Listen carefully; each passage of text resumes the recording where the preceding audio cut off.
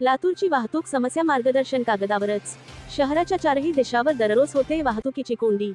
लातूर शहरातील वाहतूक समस्येवर तोडगा काढण्यासाठी महानगरपालिकेच्या आयुक्त मानसी मीना यांनी आयुक्त पदाचा पदभार घेताच शहरातील अतिक्रमण हटवणे, शहरातील वाढती वाहतूक समस्या, नित्याने होणारी वाहतुकीची कोंडी यावर कायमस्वरूपी तोडगा काढण्यासाठी शहरातील नागरिकांकडून महानगरपालिकेच्या मिलवर नागरिकांकडून उपाय सुचविण्याचे आवाहन करण्यात आले होते.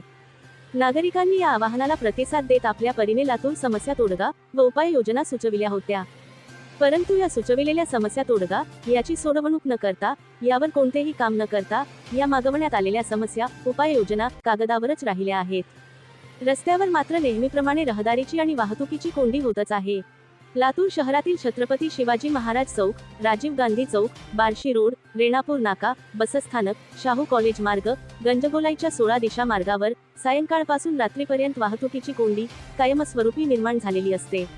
पोलिसांकडून केव्हा तरी तात्पुरती समस्या सोडवणूक केली जाते, मात्र यावर वाहतूक पोलीस आणि महानगरपालिकेकडून कायमस्वरूपी तोडगा काढला जात नाही. त्यामुळे लातूरकरांना ट्रॅफिकमध्ये अडकलो होतो हा शब्द परवलीचा झाला आहे.